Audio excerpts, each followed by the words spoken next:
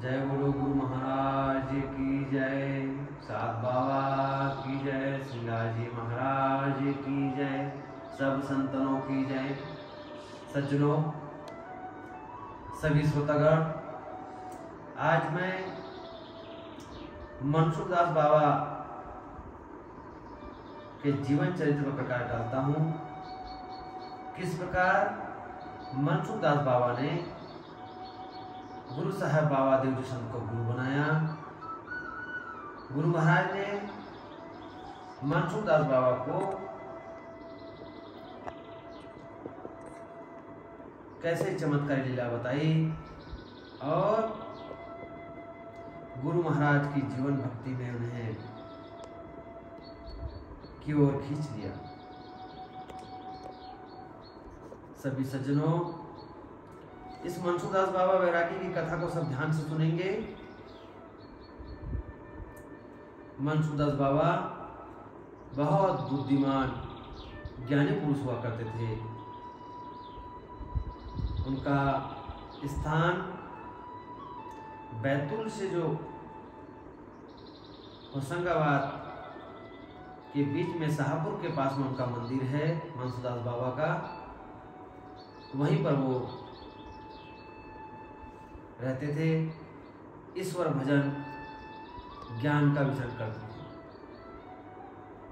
थे। एक बार गुरु साहब बाबा से उनका मिलन हुआ और गुरु साहब बाबा से जब उनका मिलन हुआ तो मनसुख दास वैरागी ने गुरु महाराज से कहा कि हे गुरु साहेब, हम वो ज्ञानी हैं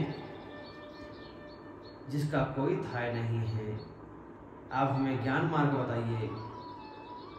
क्या आप हमारे समान ज्ञानी हैं? तब गुरु साहब ने कहा, हे मनसुख बाबा, पढ़ने से ज्ञान नहीं होता, लिखने से ज्ञान नहीं होता है। जो साक्षात ज्ञान है वो परमात्मा से ही प्राप्त होता है। परंतु मनसुख दास बाबा को ज्ञान का बड़ा अहंकार था, घमंड था। वो गुरु महाराज की बात पर ध्यान नहीं दे रहे थे। तभी गुरु साहब बाबा ने कहा, देखो मनसुख बाबा, मनसुख दास जी, आप मुझे ज्ञान कराइए, मैं आपके सर पर एक कम्बल डाल देता हूँ, एक चादर डाल देता हूँ, और आप बताइए कि आपके ज्ञान से परमात्मा कहाँ है, आप बताइए। तभी गुरु साहब बाबा मनसुख दास की सर पर चादर डाल देते हैं और उनसे पूछते हैं कि तुम्हारे ठाकुर श्याम जी कहाँ हैं, आप बताइए। तो गुरु साहब बाबा जब नेत्र बंद कर उनकी सारी दृष्टि, सारी लीलाएं पर ध्यान देते हैं, तब मनसुख बाबा कहते हैं कि मैं चारों तरफ जिधर भी देखता हूँ, गुरु साहब बाबा आप ही मुझे दिखाई देते हैं। मुझे भगवान दिखाई नहीं देता है। मैं भगवान को देखने का, ठाकुर जी को देखने का प्रयास करता हूँ, परंतु मुझे चारों तरफ आप दिखाई दे रहे हैं, गुरु साहब दिखाई दे रहे हैं, और मेरा ज्ञान यहाँ पर काम नहीं आया। ऐसे बोलते ही मनसुख बाबा गुरु साहब बाबा के चरणों में गिर जाते हैं और कहता है, गुरु साहब बाबा, मुझे आपके दास बना लीजिए, आपका शिष्य बना लीजिए, मैं आपकी लीला को नहीं समझ पाया। तब गुरु महाराज उन्हें ज्ञान का उपदेश देते हैं और उन्हें शिष्य बना लेते हैं। शिष्य बनाकर गुरु साहब बाबा अपने घर आ जाते हैं मलाजपुर धाम। कुछ समय बीतता है। भादो शुक्ल जब एकादशी आई और मनसुख दास बाबा ने गुरु साहब बाबा को संदेश दिया कि गुरु साहब बाबा, आप हमारे गणेश जी विसर्जन कार्यक्रम में जरूर पधारिए, आपका स्वागत है गुरु साहब बाबा। बताते हैं सज्जनों, पुराणों में लिखा है गुरु साहब बाबा की पोथी में कि गुरु साहब बाबा एक सुंदर भजन मंडली नृत्य के साथी को लेकर वहां पर जब शाहपुर पहुंचते हैं, पूरी रात भजन भक्ति होता है। गुरु साहब बाबा के द्वारा भी ले गए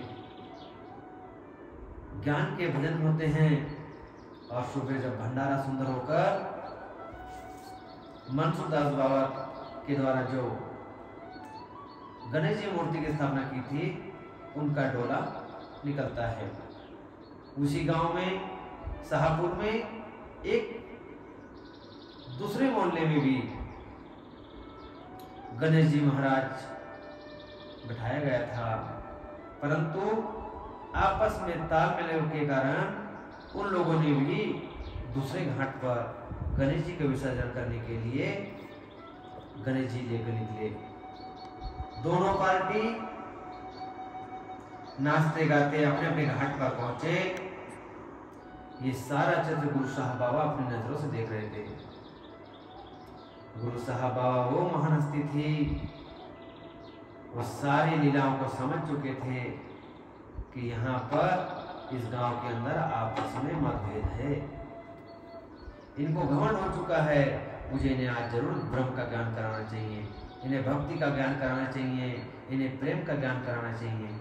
और जैसे गुरु साहब बाबा मनसुख बाबा के साथ में घाट पर पहुंचे मूर्ति लेकर, उधर दूसरी पार्टी का भी डोला नदी पे दूसरे घाट पे पहुंचते हैं। सारी मूर्ति उस डोला से उठकर गुरु साहब बाबा जहाँ पर जिस घाट पे पहुंचे थे वहां मूर्ति आकर पानी में तैरने लग जाती है। मूर्ति डूबती है, ऊपर निकलती है, मूर्ति डूबती है, निकलती है, पानी में डुबकी लगाती निकलती है।